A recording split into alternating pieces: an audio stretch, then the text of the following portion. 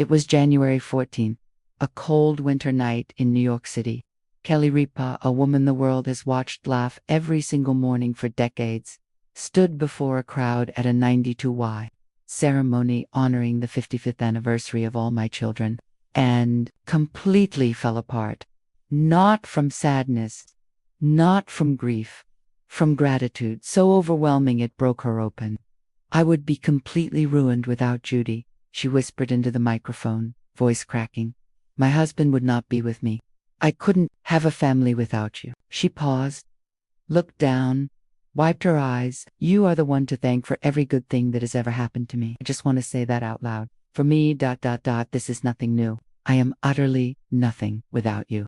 The crowd sat in stunned silence for a moment, then, thunderous applause. But here is what the cameras didn't fully show you. Here is what most people don't know. It almost never happened. A soap opera casting room. A black and white photograph on a desk. Casting director Judy Bly Wilson walked into her office, picked up a photo of a young actor named Mark Consuelos, and walked it over to Kelly. Just a picture, nothing more. Kelly looked at it, and something shifted inside her. She fell head over heels. Judy would later recall with a quiet smile the moment she saw that photo, but the production team, they weren't convinced. They dragged their heels. They kept saying no. They asked for more screen tests, more chemistry reads, more justification. Judy kept fighting for him anyway, alone, in meeting after meeting, and then, finally, they said yes.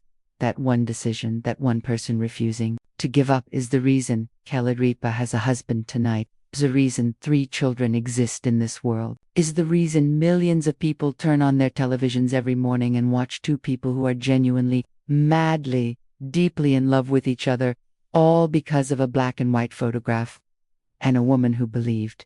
But let's talk about what they don't show you, because Kelly and Mark's love story has not always looked the way it looks on television. She has admitted it herself, quietly, the way someone admits a truth they've carried alone for a long time. "Our first year of marriage was awful.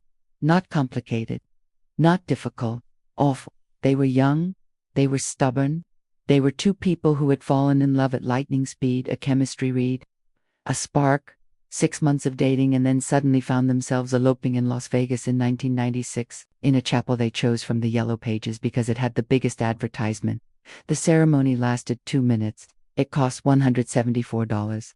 Mark was so afraid Kelly would get cold feet that he rushed her. Kelly just wanted 20 minutes to shave her legs. They laughed about it later, but in the early days, the adjustment nearly broke them. They went to therapy. They had hard conversations in quiet rooms.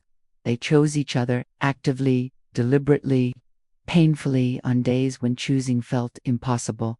Kelly once joked that she learned more about her husband from his obsession with social media than from couples therapy. The crowd laughed. But underneath the joke was something real.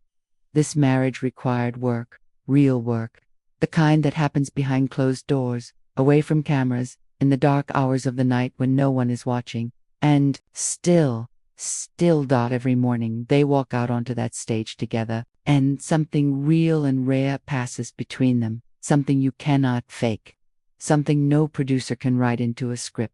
The teasing, the bickering, the airport divorce debate, Kelly mocking Mark's obsessive habit of arriving for 2 hours before departure, Mark firing back about Kelly pressing her bare feet against the car dashboard and leaving toe prints on the windshield. "Give me some Windex," he says. She laughs. And the audience laughs. And for a moment the whole world feels a little lighter. That is the miracle of them.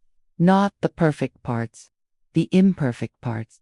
In 2023, something changed.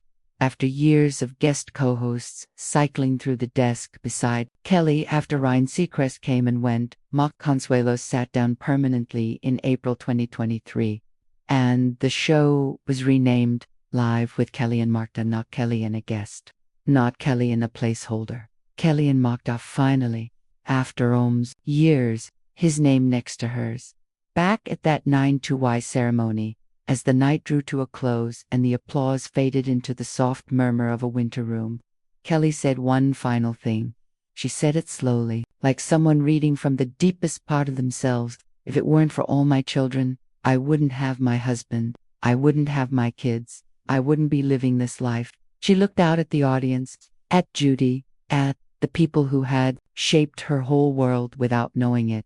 Without you, she said softly, I am nothing. The lights above her were warm. The room was still. And somewhere in the crowd, a woman who had once believed in a black and white photograph quietly smiled. Some love stories begin with fireworks. This one began with a casting decision.